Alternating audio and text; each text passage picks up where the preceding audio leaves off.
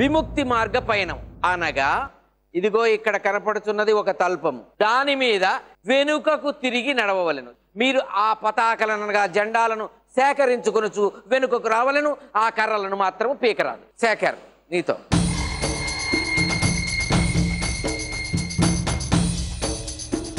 సమయం ప్రారంభం.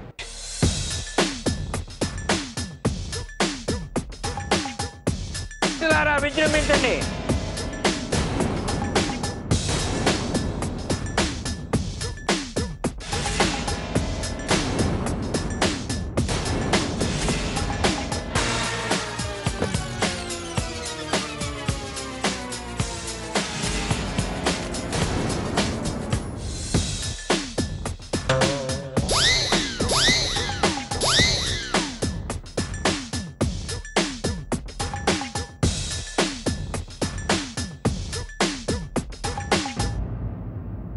అంతిమముగా తీర్పు ఇవ్వబడును. నీవు నీ విచారణ స్థానముకు వెళ్ళవచ్చు. వినయ్ మోహన్ వెనకకు రమ్ము. భటులారా విజృంభించండి.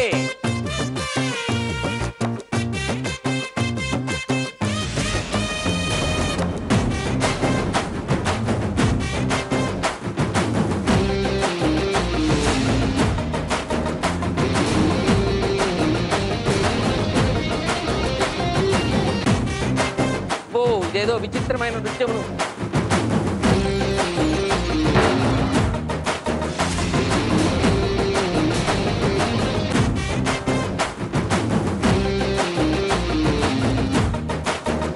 వెనుకకు రమ్ము వేగం.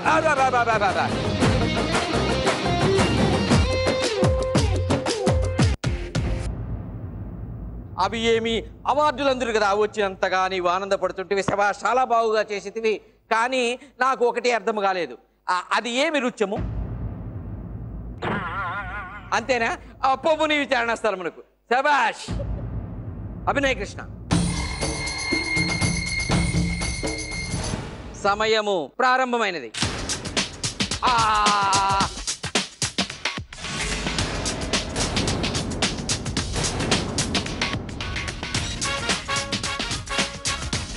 లేచి లేచి నడవలే, లేనితో లెక్కించబడదు.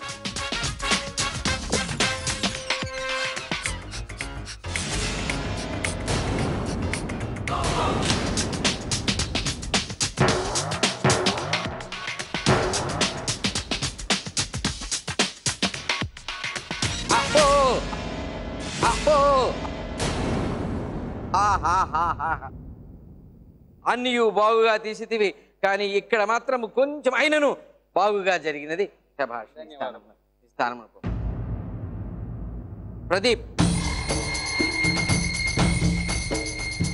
సమయము ప్రారంభమైనది.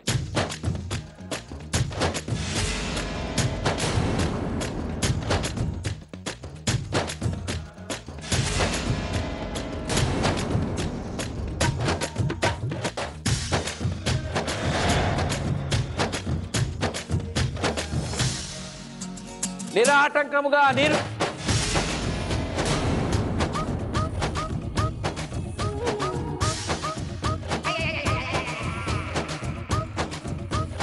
పట్టండా.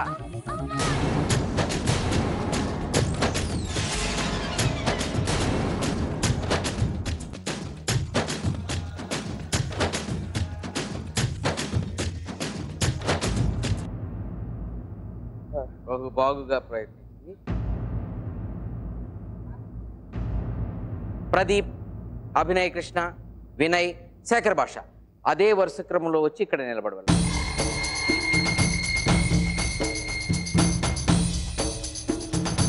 ఇప్పుడు మీ నలుగురు న్యామదేవులు ఒక్కొక్కరిగా పిలిచెదను. ఎవరిపై పూల వర్షం కురియునో వారే ప్రాయశ్చిత్తం పొంది భూలోకమునకు పోవుటకు యోగ్యత పొందుతారు. శేఖర్ భాష జామ్ జటక్ ధూమ్ ధడక్.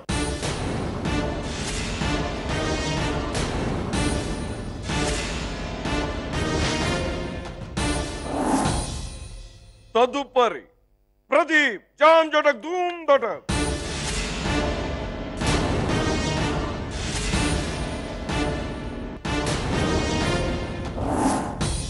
తదుపరి ఇరువురి నామధేయములు పిలిచెదను.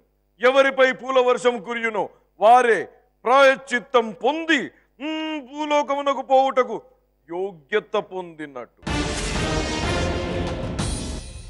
అభినయ కృష్ణ వినయ్ జామ్ జటక్ ధూమ్ తడాక్.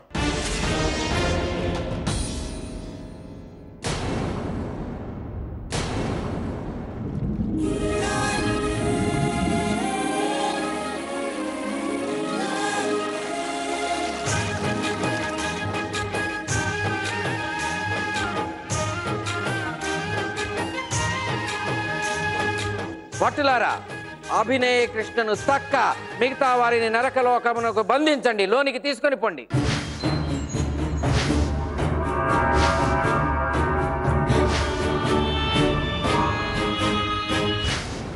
అభినయ కృష్ణ వచ్చి యమధర్మరాజు గారి అనుమతి తీసుకొని భూలోకం పోవచ్చు. థ్యాంక్ యూ యమధర్మరాజా. నాకు విముక్తిని ప్రసాదించిన ఎడల నేను అలా భూలోకం వెళ్ళి చాలా కార్యక్రమాలు నిర్వహించవలసి ఉన్నాయి. పంపించేస్తారా? విజయో